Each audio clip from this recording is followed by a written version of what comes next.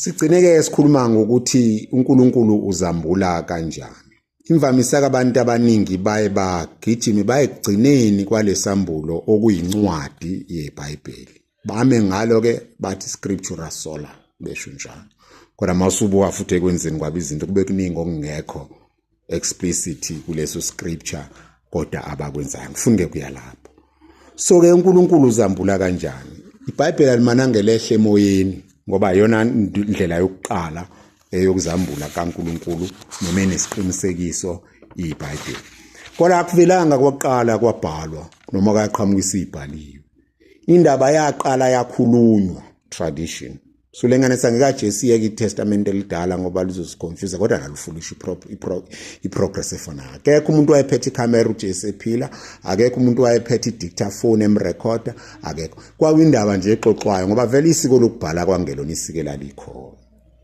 Washona uJesu wavuka wanyuka wahamba kwaphela iminyaka ecishibe u30 kuyindaba exoxwayo ngoba le ndaba yokuqala ukubhalwa mhlawumbe ibhalwa ngo50 bani AD noma common era. So ukubhala qhamuka kulandela ukuxoxwa kwento. So mayisibhaliwe akupheli phela ukuxoxa ngayo. Kuyaqhubeka ukuxoxwa ngayo. Mhlawumbe mangiya nakhona eTestamenteni elidala indaba eyodwa nje uzoyibona. Akekho umuntu owayekhona kudala umhlaba ngoba umhlaba wadalwa ngaphambi komuntu. So indaba exoxwayo kamva ize ibhalwe much later. Baze bathi kama creation stories abhalwa sekuzinziwe sekunesiko lokubhala eRoyal Palace kaSolomon wayehlakaniphile. So eTestament elisha uJesu wathi kubafundi bakhe abashumayela ivangeli bakwenza ke nje basengishilo ngomlomo, bakwenza futhi ngokubhala later, bakwenza futhi ngalabo ababalandelayo ngoba babatshela siyafa manje nenza ukuthi nokuthi. So oral tradition ukubhala iscripture okubhalwe ngaphansi komocwebule bese kuba intoni isifundiso sabalandeli babapostoli lokho esikubiza ngokuthi itradition.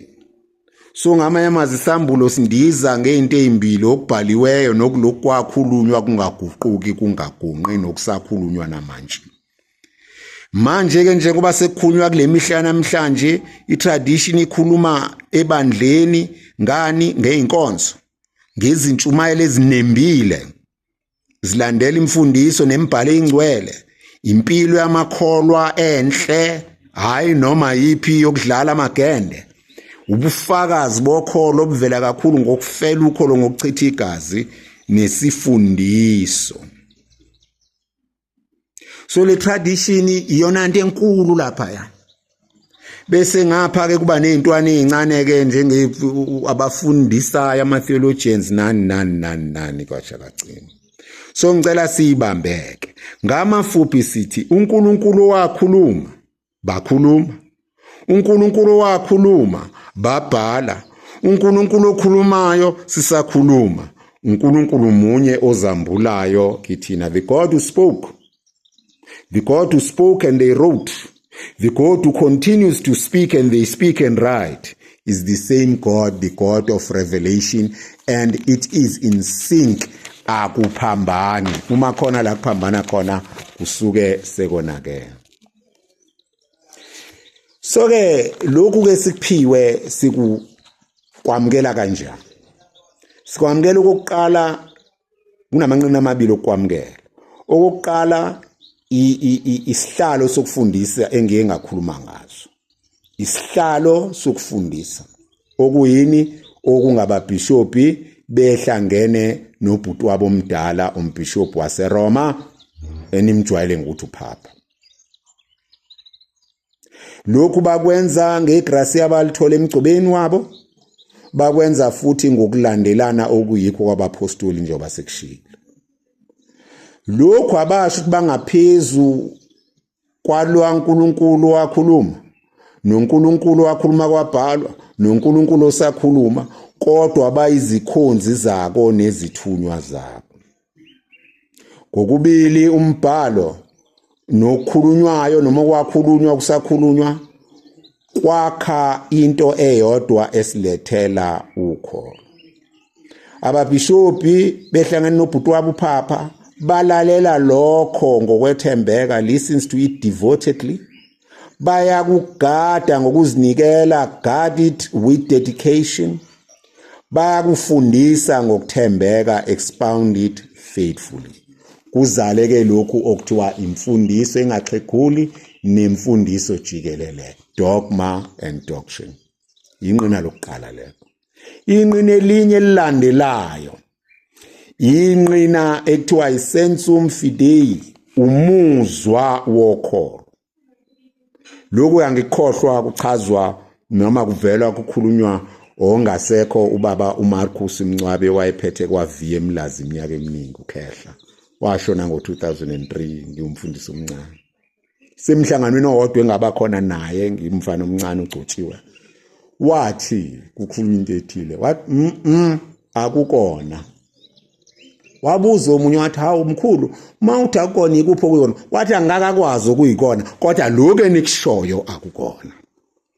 Umuzwa wokholo. Umuzwa wokholo uyakwazi ukukhomba into engeyona ngisho ungakwazi ukuthi yiphi okuyiyona.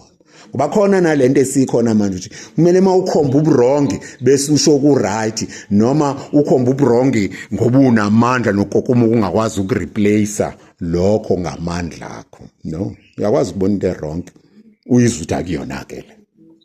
So lokhu kuvela phi na? Kuvela kumoya ocwebileyo esawamkelayo empaphatisweni nasemqinisweni osenza siqonde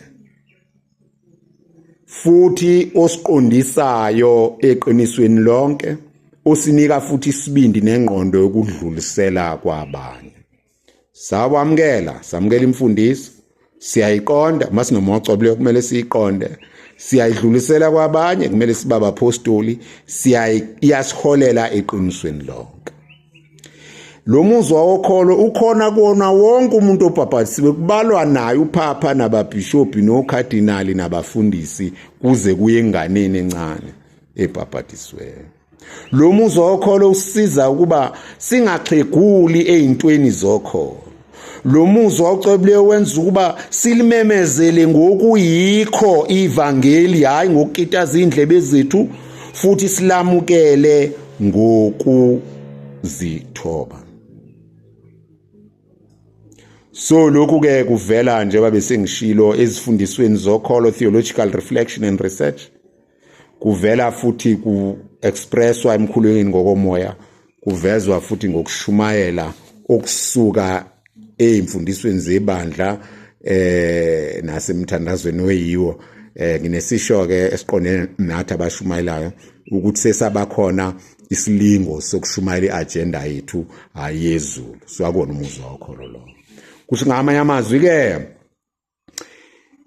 isambulo sikaNkulunkulu sidlula ngeBhayibheli ngokwakhulunywa, okukhulunywa kubhalwe, nokusakhulunywa kubhaliwe noma kungabhaliwe. Kanjalo nesifundiso sababhishopi behlangene nobhuti wabo uPhapha, konke lokhu kuhlanganiswe inomfi engumuzwa wokholo. Siyibambe lapha.